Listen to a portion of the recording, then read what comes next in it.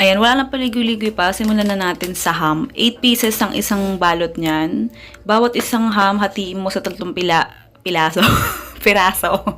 Para makabuo ka ng 24 pieces. Tapos, itong 90 grams na cheese, hatiin mo sa 24 pieces din. Tapos, tabi mo lang ulit.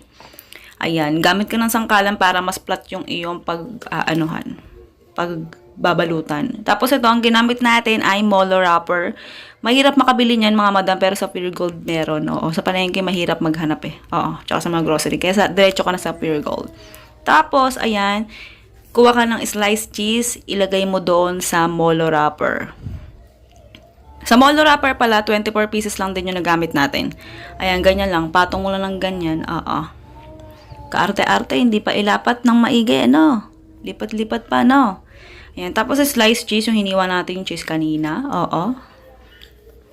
Hindi ko na pinakita sa inyo kung paano hiwain, dahil alam kong marunong naman kayong maghiwa. Oo.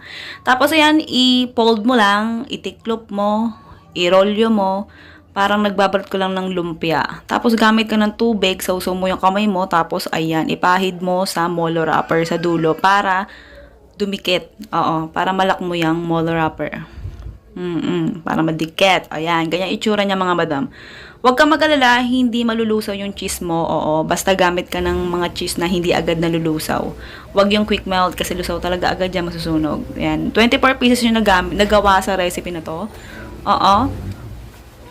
Ayan, sa mga gagamit ng cheese, baka sabihin ulit, ayan, nalulusaw, baka malusaw, ganyan. Basta gamitin mo yung brand na okay o kaya Queso na cheese. Oo. Hindi naman yun sponsor nung ano na to. Hindi naman sponsor yun ng video to, pero yun yung mga tingin ko na hindi agad nalulusaw pag piniprito. Ayan, siguraduhin mo kapag ipiprito mo na, siguraduhin mo na mainit na yung mantika. Baka may narinig kayong tumutulong tubig na dito ako sa bano. Kasi, dito lang yung kulob.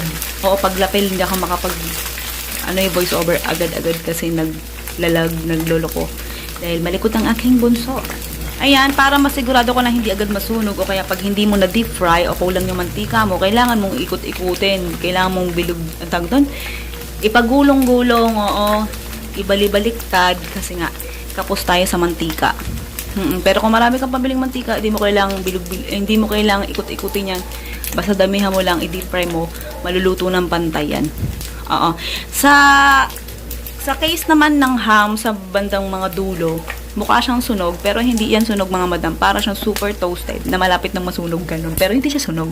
Kasi syempre, kinain namin, diba? Inulam namin to.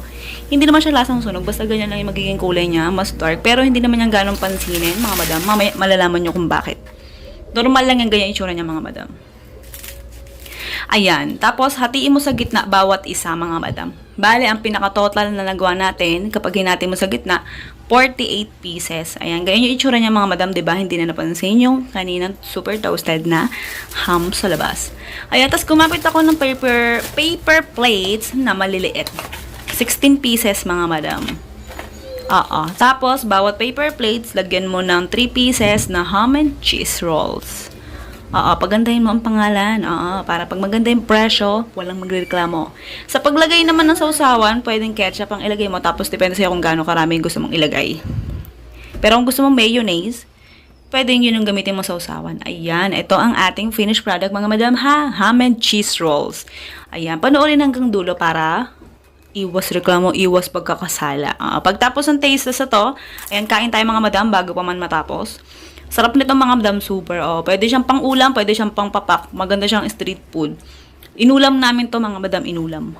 Oo, sarap, oo. Ayan, ito na yung recipe at costing mga madam. Ikaw nang bahala kung gusto mong gayahin, gusto mong itry lang. Kung ano kilos sa lasa, ayan na. Kung gusto mong itinda, ayan na rin yung costing. Kung magkano pwede mong kitain sa loob ng isang araw, isang buwan, at isang taon.